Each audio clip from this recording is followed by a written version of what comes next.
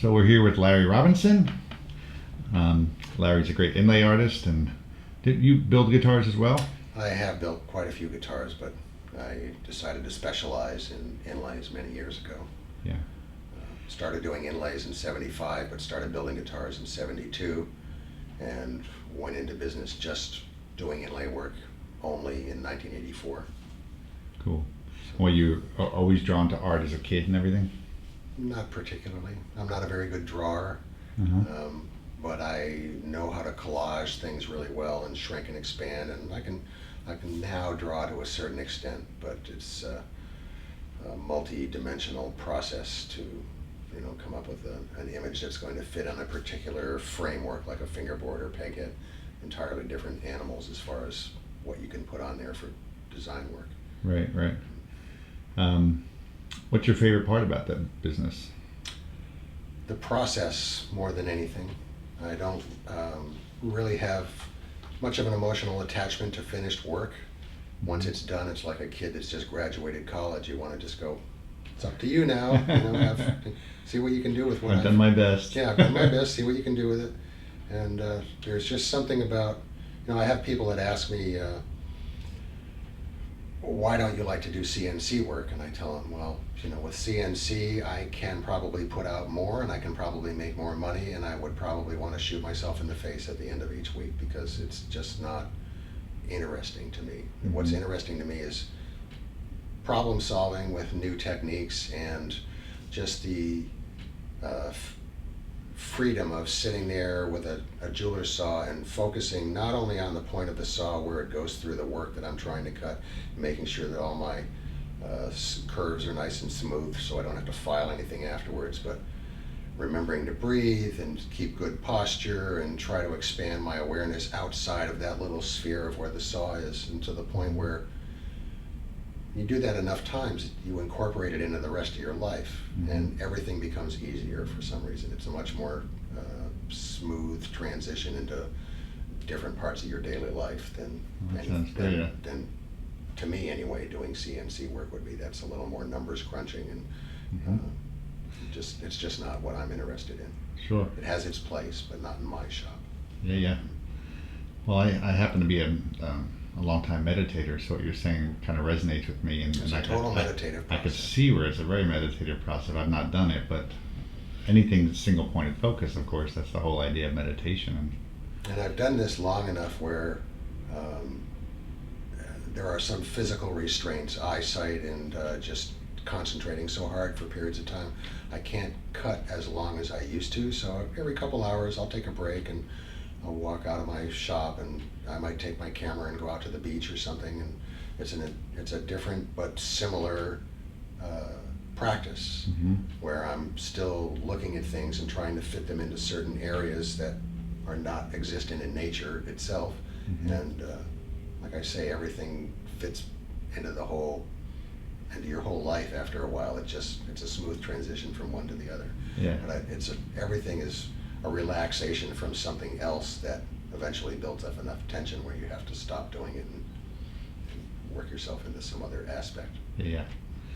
And it's also really neat. It sounds like a really beautiful life. I mean, to have work that you love and be able to do that and feed yourself and those around you and do something artistic that pleases people. I mean, it's joyous sort of work.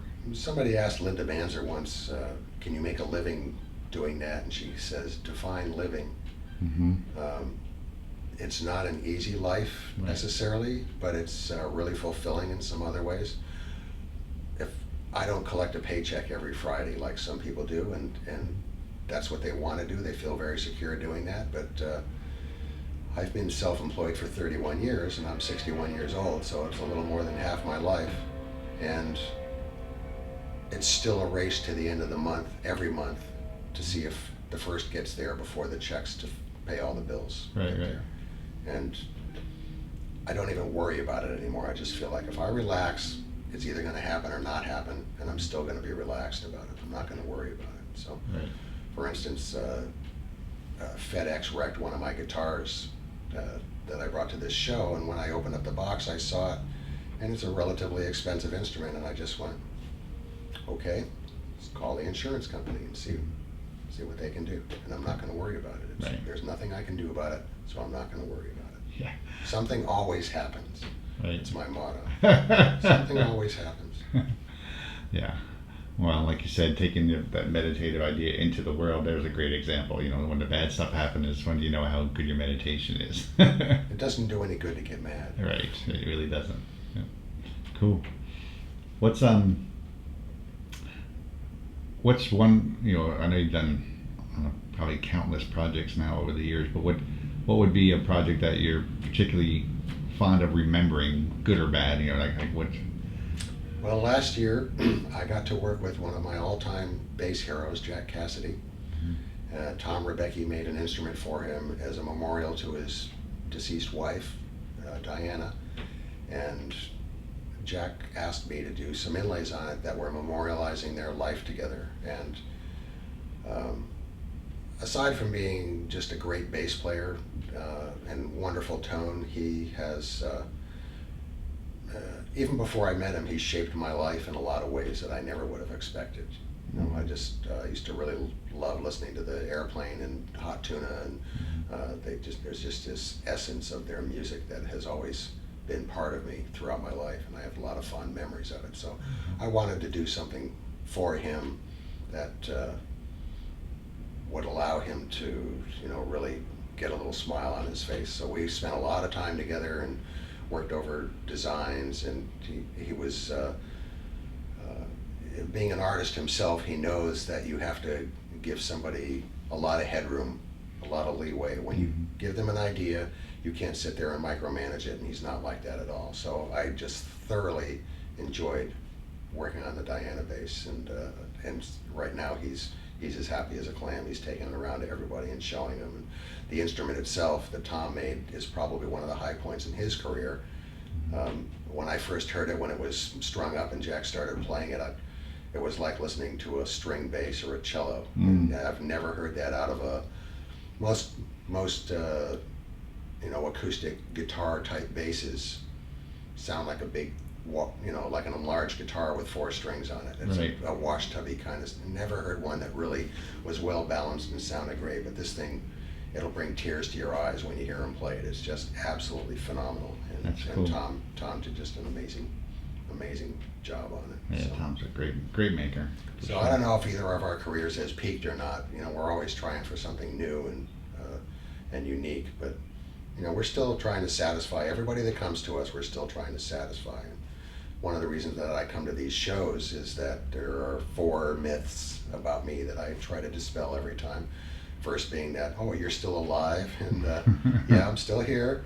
The second being, oh, I thought you only worked for the big companies like Martin and Fender and Gibson and, you know, and the smaller boutique companies. No, I'll do work for anybody. And the third would be, oh, you're too expensive for me. I see this stuff and it's got to be expensive. And no, I have probably 30% of my work every year is under $500, so per job. And you know, I'll take somebody's actual guitar that they own, and I can change out the position markers without even pulling the frets out, and they'll get their guitar back exactly like it was, except with new fret markers. And you know, people don't expect that. And the other myth is that I would be backed up for 2 or 3 years because everybody wants, you know, what I do.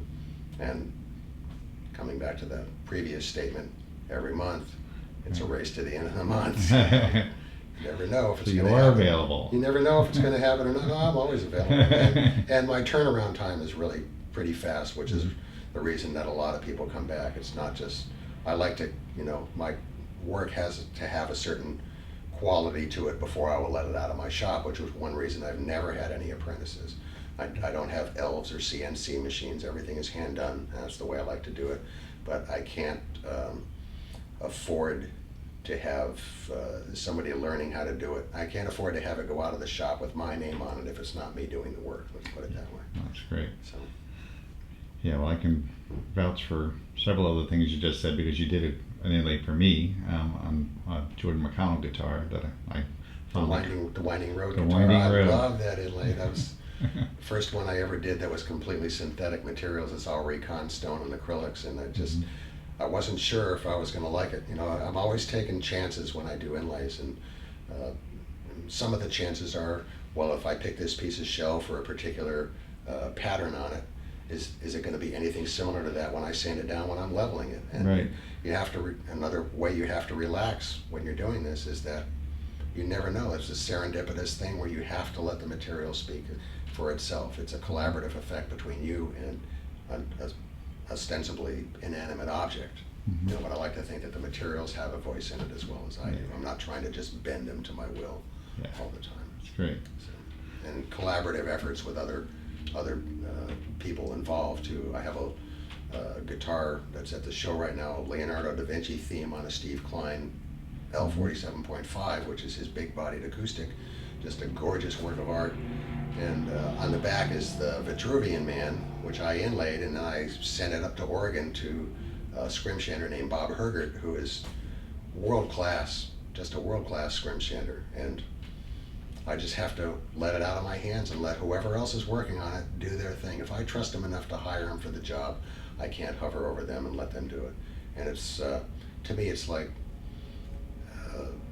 analogous, not comparable to, but analogous to the Beatles being greater than the sum of their parts. Individually, they were all excellent, you know, wonderful songwriters and musicians, but together there was something that was far greater than the four of them just being together. For sure. You know, when I collaborate with other people, I try to pick the right ones to make sure it's going to be a really unique art piece that's playable, artwork that's playable. Yeah. And that one is. It's just absolutely marvelous. So I congratulations like it on too. that one. Yeah, I like that one a lot. So beautiful. What's the materials all in that?